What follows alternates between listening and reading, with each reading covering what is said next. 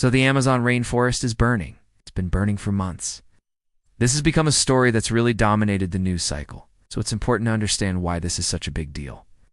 The most basic answer, of course, is that the Amazon produces a fifth of the world's oxygen and absorbs a fifth of the world's carbon dioxide. And so when we see something like this happening, we know that it's an environmental disaster, not just in itself, but because of the knock-on effects it could have for our climate. But if you look more closely at what's actually going on, there are a lot of nuances. First of all, yes, parts of the Amazon rainforest are on fire, but the majority of the rainforest is not. But even with the small portion that is, the numbers can be quite scary. For example, there were over 72,000 fires recorded in the Brazilian Amazon in the first 8 months of 2023 alone. That's 5 times higher than the previous record from 2020.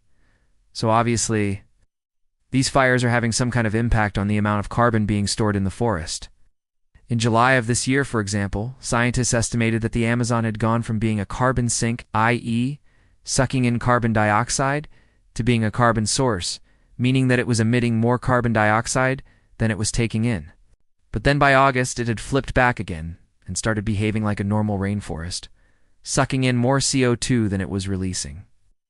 This still does mean that the rainforest isn't having a bigger impact on the climate than it used to be, though.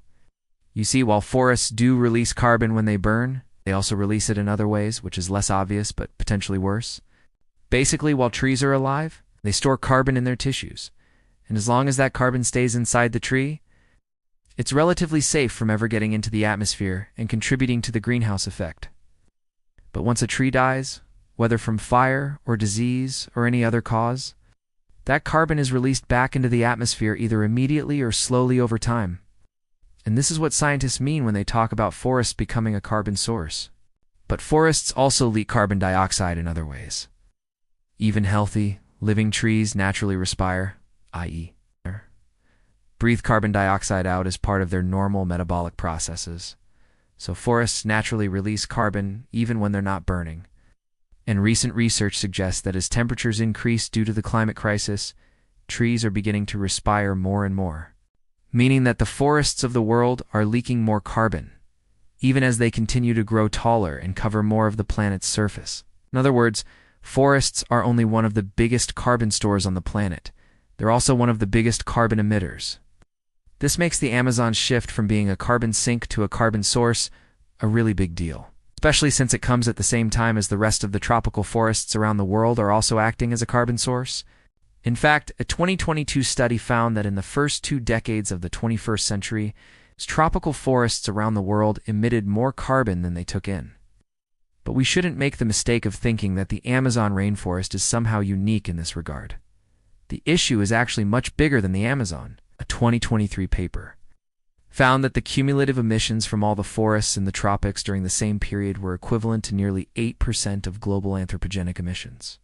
The thing is, however, that while forests are starting to release more carbon, it doesn't necessarily mean that the amount of carbon stored in them is actually decreasing. After all, forests are also growing. They're becoming taller and thicker and covering more ground than before. So more carbon is being stored in them overall, just not enough to compensate for the extra carbon they're releasing. And in some regions, like the Amazon, that extra carbon waste starts to trap more heat near Earth's surface. It may sound counterintuitive given that we tend to think of deforestation as a good thing, because it means more sunlight reaches the ground and so the land would cool down.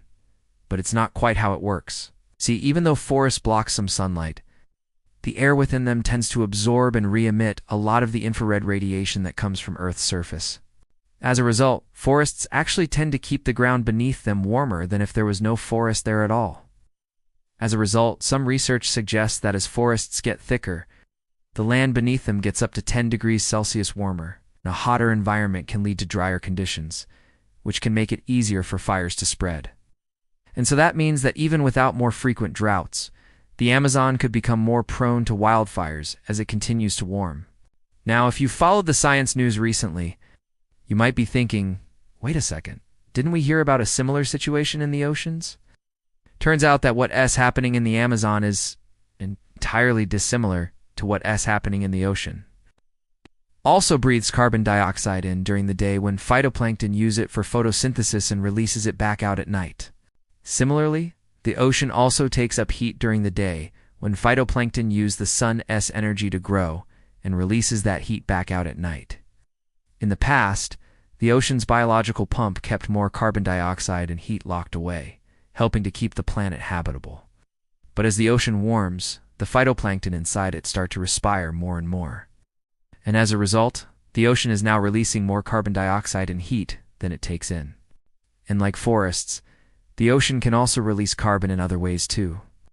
A warmer ocean temperature causes the water to expand in volume, which pushes some of the dissolved carbon dioxide back out into the atmosphere. Now, the problem with both of these systems is that as the climate crisis worsens and temperatures continue to rise, we can expect respiration and evaporation to continue to release more and more carbon and heat, which could accelerate the climate crisis and possibly push us over the tipping points that would make it irreversible. But there is a way to help reverse this trend. Remember those pesky cows we talked about a few weeks ago?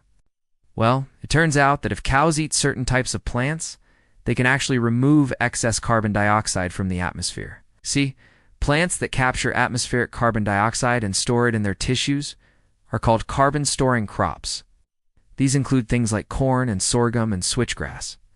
And cows that eat these plants will burp out methane instead of belching out carbon dioxide. Methane is a much more potent greenhouse gas than carbon dioxide, but it doesn't last anywhere near as long in the atmosphere. So by switching cows over to eating carbon-storing crops, we can reduce the amount of carbon waste they release, helping to pull carbon dioxide out of the atmosphere and reduce the amount of heat trapped near Earth's surface. In fact, we can use cattle to convert carbon dioxide into biogas, which we can then use to produce electricity. Sounds pretty crazy, right? Well, it's already being done in places like India and China, so for once, cows might actually be the solution to one of our biggest problems. You can find more information in the sources below, and thank you for watching.